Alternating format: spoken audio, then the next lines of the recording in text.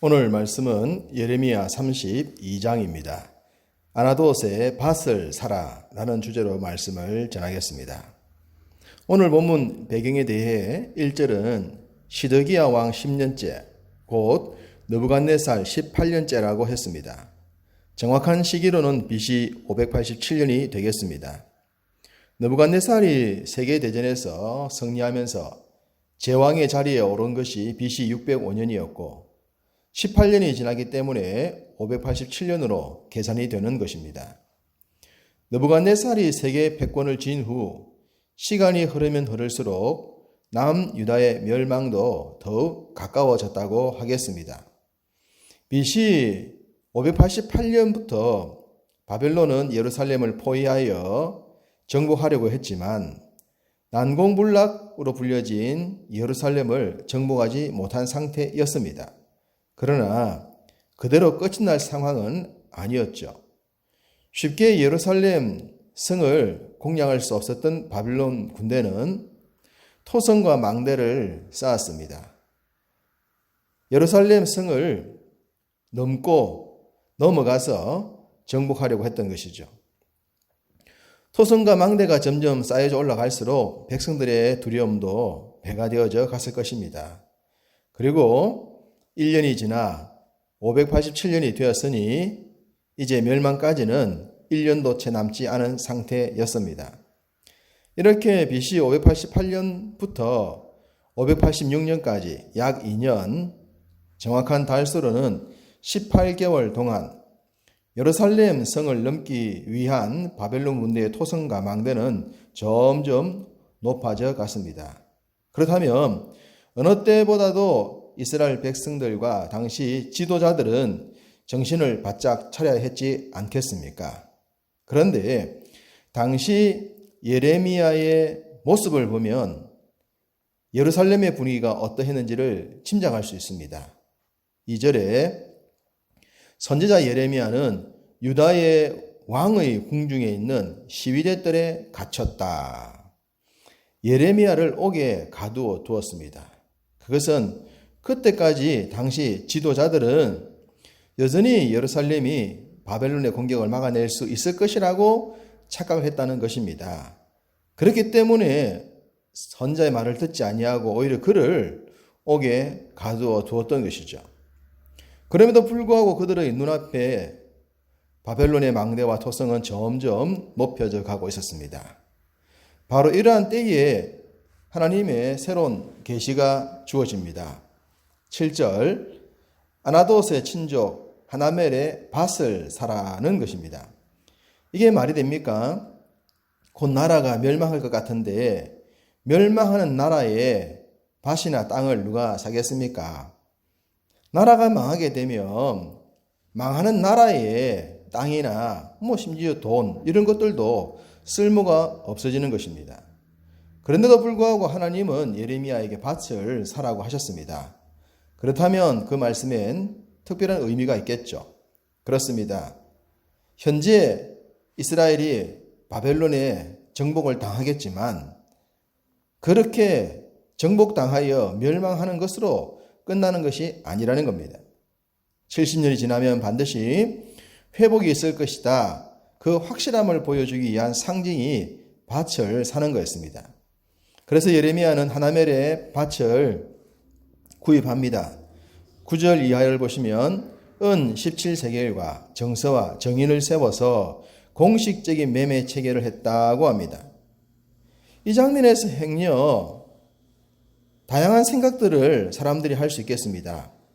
어떤 사람들은 예레미야가 나라가 망한다고 예언을 해놓고 망하는 나라의 땅을 사니 그 말이 거짓말이 아닌가라고 생각하는 사람도 있었을 수 있습니다. 또 반대 생각을 할 수도 있었겠죠. 아무리 지도자들이 예루살렘의 안전을 외쳐도 눈앞에 보이는 바벨론의 공격과 망대, 토성을 무시할 수는 없을 것입니다.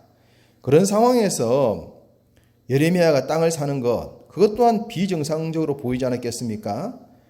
그렇게 어려운 시국에 땅을 사고 팔 여력이 어디 있겠습니까? 지금 우리나라가 코로나 사태로 인하여서 심각하지 않습니까? 주택 매매도 완전히 얼어붙었다고 합니다. 전쟁이 아닌데도 이러한데 전쟁 때라면 누가 밭이나 집을 사고 팔겠습니까? 일단은 현금을 쥐고 있겠죠. 그 상황을 피하고 볼 것입니다. 그렇기 때문에 예레미야가 밭을 사는 행동은 또 다른 사람들의 눈에는 좀 더 특별하게 보였을 수도 있습니다. 어쨌든 하나님은 예레미야로 하여금 밭을 사라고 하신 후 때가 되면 예레미야 선자처럼 다른 사람들도 밭을 사게 될 것이라고 하셨습니다. 15절 사람이 이 땅에서 집과 밭과 포도원을 다시 사게 되리라. 그렇습니다. 지금은 밭을 살 정신도 없고 나라가 어떻게 될 것인지에 대한 확신도 없는 상태이지만 회복의 때가 되면 너나 할 거 없이 예레미야처럼 다시 땅을 사게 될 것이라는 말씀입니다. 그만큼 회복은 분명하고도 확실하다는 말씀입니다. 이제 곧 예루살렘의 멸망이 현실이 될 시점입니다. 그러나 지도자들의 영적인 무지로 인해 백성들은 혼란에 빠져 있었고 그 모든 것을 지켜보고 있었던 선자는 괴로울 수밖에 없었습니다. 17절 슬프도소이다 주 여호와여. 어디 슬프기만 하겠습니까? 참담하고 괴롭기 짝이 없지 않았겠습니까? 그렇지만 선지자는 괴로운 마음을 가지고도 하나님의 절대 주권과 전능하심을 찬양합니다. 주께서 큰 능력과 펴신 팔로 천지를 지으셨사오니 주에게는 할 수 없는 일이 없으시니이다 라고 말합니다. 창조주요 전능자이신 하나님을 고백합니다. 이 민족이 처한 현실의 문제를 푸실 분은 전능하신 분 외에는 답이 없었기 때문입니다. 그래서 그는 괴로움 가운데서도 기도했던 것입니다. 그러자 하나님께서 선자의 탄식과 기도에 어울리는 응답을 주십니다. 27절 나는 여호와여 모든 육체의 하나님이라 내가 할 수 없는 일이 있겠느냐. 그렇습니다. 하나님께서는 할 수 없는 일이 없으십니다. 말씀으로 천지 만물을 창조하셨는데 바벨론이라는 나라 하나 어떻게 하지 못하시겠습니까? 문제는 그 하나님을 믿지 못하는 주의 백성들에게 있었던 겁니다. 하나님은 언제나 선택하신 당신의 백성들을 위해 어제나 오늘이나 영원토록 변함없이 역사하십니다. 20절 주께서 애굽 땅에서 표적과 기사를 행하셨고 오늘까지도 이스라엘과 인류 가운데 그와 같이 행하사 주의 이름을 오늘과 같이 되게 하셨나이다. 당시 애굽은 과거의 역사의 이야기예요. 오늘은 바벨론 앞에 처한 당시 이스라엘의 현재예요. 인류 가운데 행하심은 지금 우리가 처한 우리의 현재요. 당시 이스라엘에게는 미래였습니다. 그 모든 것을 하나님은 친히 주관하시는 것입니다. 그 하나님이 현재 바벨론의 문제를 푸실 수 있는 유일한 분이시다 말씀하고 있습니다. 그래서 선지자는 36절부터 44절까지 영원한 언약의 주권자이신 하나님을 고백합니다.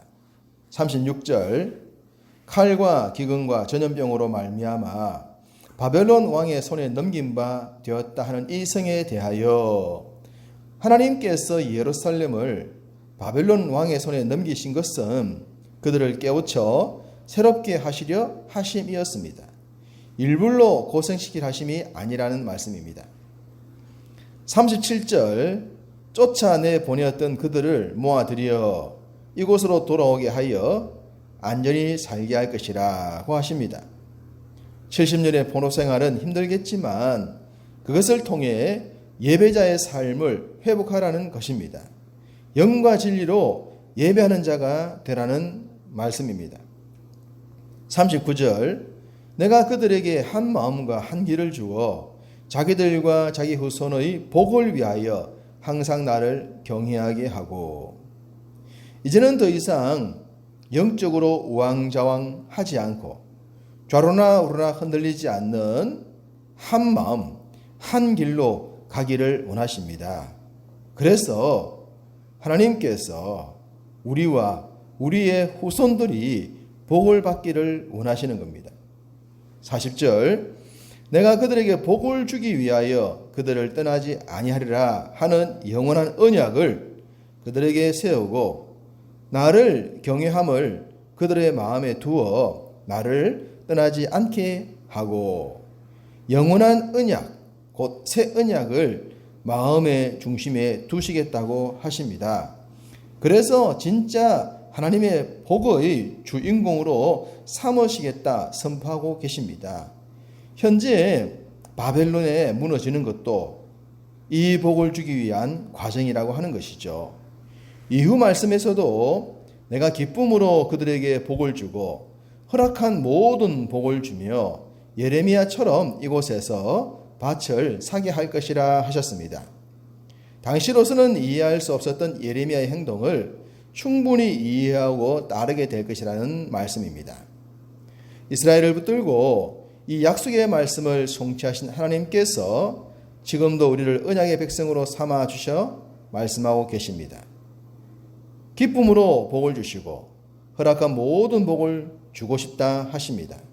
그러므로 여러분 모두 하나님께서 말씀하시는 복을 받을 수 있도록 주의 백성다운 삶을 이 하루도 성실하게 준행하시기를 주님의 이름으로 축복합니다.